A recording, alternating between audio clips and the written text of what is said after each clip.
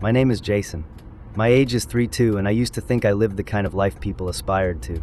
A good marriage, a decent job, a nice suburban house. My wife Emma and I were married for 4 years, and although our marriage was not ideal, I didn't see a fault with it.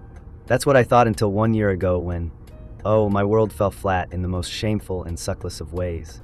All of it started on a normal work trip. I was due to go away for a week, but something happened, and I had to fly home 2 days early. So I didn't tell Emma. I figured it'd be a surprise, me coming in the door with her go-to takeout for a date night. And that's what waited for me. When I walked into our house, the first thing I saw was the mess in the living room.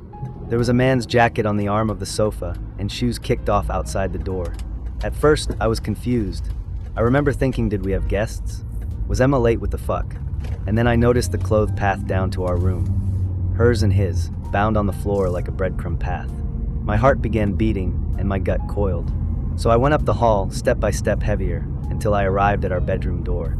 It was a bit opened, and that's how I heard it. Laughter, talking, and then noises I won't repeat, but will never remember. My world was destroyed that day. The woman I had loved and trusted had cheated on me in the most brutal manner. Rage reigned for just a fraction of a second. I clambered up to the front closet and reached for the baseball bat I had in there, an object from high school. I had shaking hands, blind spots of rage in my eyes. I'd have liked to pounce into that room and explode. But then I heard it in my head. Imagine the fallout. You don't want to lose your life because of this? I breathed in and stopped myself. I wasn't going to battle them. I just went to do it differently. I went back to the living room, took everything from them, every shirt, every pair of pants, every last sock, and put it in a bag. It was somehow comforting, like a bit of power where I didn't have any. Once I had it all, I ran as stealthily out of the house as I'd entered. I hopped into my truck, drove to the nearest McDonald's, and put the bag in the big dumpster back there. Then I went to my best friend Mark's. Mark and I have been best friends since we were children. He is that guy that never questions you. He offers you a beer and then lets you go when you're ready. And that evening I needed just that. I described to Mark everything from the furniture in the living room to the sound of the bedroom. He listened without interruption, and when I was done he opened another beer and said, "You got it right, man. But damn, that is rough." We sat on his porch, drinking and chatting till the wee hours of the morning. Someone walked out, Mark's wife Lisa. She saw us, I, in my scruffy robes and red eyes, and sighed. "You two are a fuck." She went back in. The next morning she came and hosed us off and laughed as we puffed and groused. My phone was Pandora's box when I switched it back on. I got dozens of calls and texts from Emma. Her messages were mixed, confusion, panic, rage, desperate. She was hesitant at first, wondering why I hadn't brought her home early. And then she began screaming that the house had been broken into. She became accusatory before I knew it was me, and that I had made her night miserable. I skimmed the messages unreplying. I said nothing to her. Her ex-boyfriend, let's call him Eric, was navigating issues of his own. He didn't have a change of clothes, so when I rescued his, he was in a scramble. He called a friend to retrieve his spare car keys, but Eric's wife, yeah, he was married too, had begun to think something. She drove his friend back to my house and found Eric breaking out in big clothes. She snuck some pictures, so big that his secret cracked.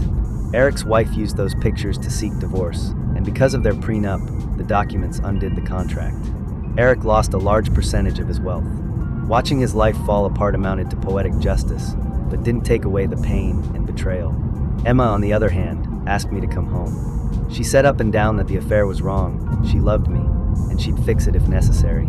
I'd refused, and I'd let her try again. We started going to counseling, and for a while I felt like maybe, just maybe we could mend it all. Counseling was not easy, and we talked about it over and over, unpicking every nook and cranny until I was back through the experience. But I did it because I wanted to think we could make it work. Then one day Emma said something, and I lost all hope. She talked about the night I found out about the affair in one session. She called me an immature kid for stealing Eric's wallet, phone, and car keys. It was my fault, she said, and I was part of the reason Eric got divorced. Then to hear her defending the man she had slept with was a punch in the face. I did not believe what I was hearing. Never once have I confessed to taking Eric's things. I didn't tell him at first because I thought he would call the police. Later, I never said anything about it because I didn't want Emma to try and use it against me if we got divorced. But now, I do not care anymore. She is allowed to think what she likes. She told me, to the point of indifference, that Eric was getting divorced for nothing other than cheating. And I wrote, I hope his ex-wife went after him for everything. That blew her right out of the gate. That's when I knew I had nothing to save. Emma's treachery was indescribable, but with no accountability, it was impossible to move on. I got a new apartment and we quit the house. I have started filing for divorce, and now I feel like a weight has been lifted off my chest. In retrospect, I am blown away by what I endured. Emma's act ruined our marriage, and her refusal to take responsibility was the price we paid. Eric, well, I guess he took a lesson from all this. But in my book, they got what they deserved. So now I'm just looking forward. It isn't fun, but I'm a better off without her. Life knocks you over, but it rebuilds you. And that is exactly what I am.